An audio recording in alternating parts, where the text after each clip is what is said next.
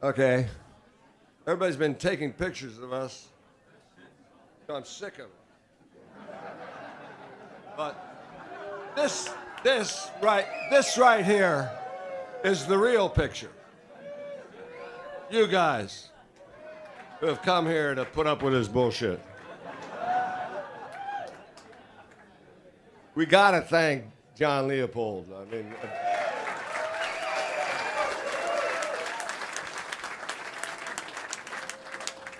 from an obscure event that took place here 50 years ago, it's built up to something magnificent and huge. And it's really nice over the 50 years. In America, you know, everything important that happened 50 years ago is given a big deal.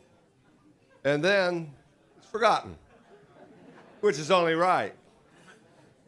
But the neat thing about the 50 years is that it is all a myth.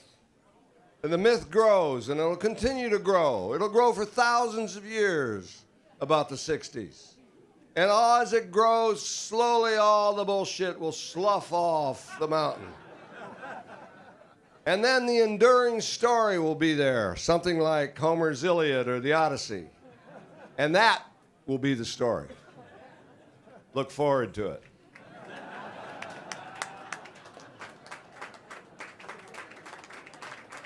Well, this all came out of nowhere to me. And the way it came was I got an email from some guy I didn't even know who said that his birthday was November 27th, which was the anniversary of the first acid test, and he felt like he was a special person and that he had living his life according to the prankster principles. And he said about all the stuff we did, was it merely a series of chance coincidences, or do you feel it was all preordained? I answered him, yes, true, with lots of free will included. Now, to set the story straight, since I was the host, you would say, of the thing, the head of the house and everything, I need a little more to run around there. Okay. I read a little piece. I'm cutting it down to nothing. I mean, we've been really overwhelmed here. It wasn't really an acid test, per se. We hadn't started doing the acid test yet. And dig this. It was a Halloween party.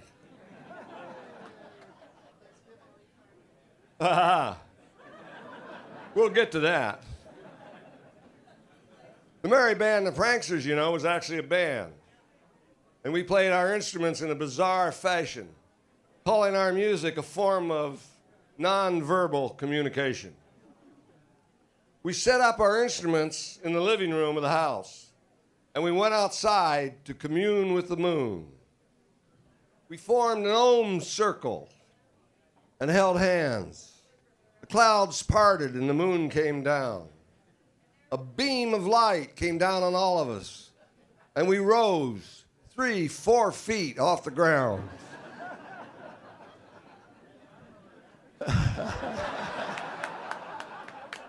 It happens to all of us.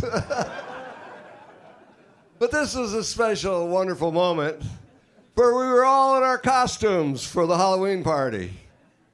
Mountain Girl was Little Bo Peep. Lee Cornstrom was Clark Kent, the famous reporter. George Walker, he was Flash Gordon, zooming around so fast you couldn't keep up with him. Mike Hagan was the Eastern Oregon wheat rancher. I was the spirit with my face painted up like him. Gretsch was the Wonder Woman, and Kesey was the Wizard of Oz. As we settled down on the ground from our Om circle, we heard music coming from the house. And we went inside to find these guys on our instruments and playing. Bill Lesh on my bass, Big Ben on Gretsch's piano, Bob Weir on Mike Hagan's guitar, and Jerry Garcia on Kesey's guitar. And they were going, and we came in, stood around them, and kind of sang with them and everything, and kind of leaned over their shoulders and played their instruments with them and everything. And finally, they faded out, and we played for a while. And it went like that all night long as we were zooming and grooving through our high. Allen Ginsberg and Neil Cassidy were there. Very late, we lay on the floor and held microphones and rapped long, nonsensical, poetical, free jazz morphed into deep religiosos when we started talking about meeting on the other side, if we believed in it or not. Neil Cassidy, the Catholic, said, "Doggone dogma, dogman." Kesey, the Baptist, said, "I want to fervently believe." Babs, the Delaire, said, "We won't know till we get there."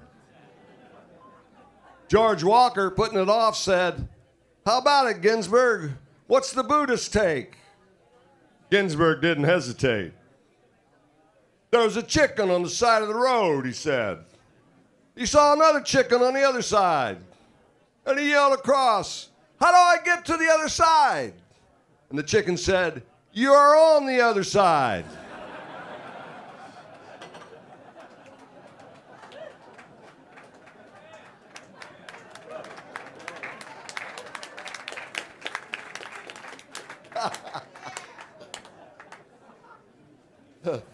Dawn crested the eastern ridge, and everybody packed up and went home, leaving not too bad a mess, only a 3-day job to clean it up.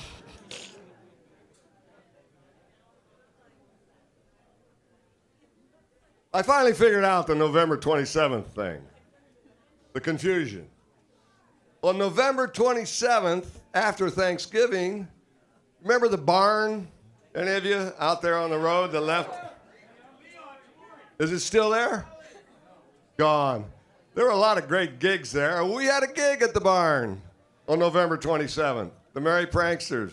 We all went there, played and convorted and everything, and someone put a sign on the Hip Pocket bookstore. November 27th, party at Babs's. But it wasn't at Babs's, it was at the barn. So see the confusion factor? Confusion reigns. We love it.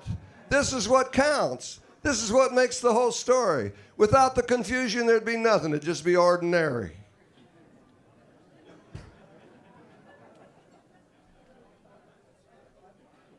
Okay, I'm going to lay it on you now. Yeah, we fucked around with the humor and all that. You only get one chance like this to do this. You got to do it. I'm glad I got all your attention back there and all the murmuring stopped. You can hear me good.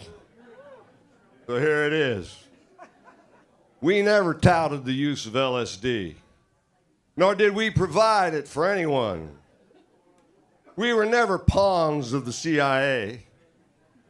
As Kesey said, our mission was nothing less than saving the world. He knew there are forces at work wanting to keep us arguing and fighting with one another, to keep us from working on something together. That would allow the evildoers to do their dastardly deeds while we were dicking around, fighting with one another, distracted. Keep your mind ahead. Keep a step ahead. Open a door and blast through their hang-ups, their sick highs. Work for the good. That's understood. We're not running for election and we're not seeking protection. Puncture their hot air balloons with barbs of wit. Deflect their opposing force with off-the-wall antics. Leave them confused and disappear into invisibility. Disappear into invisibility. Put on the cloak of invisibility. Who was that masked man, Martha? Thank you. Ken Babs.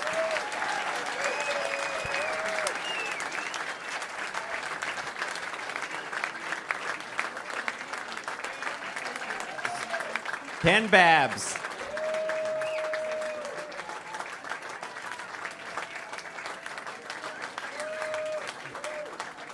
So now the night is yours to make new memories, to make history, and to enjoy the great sounds of Slugs and Roses.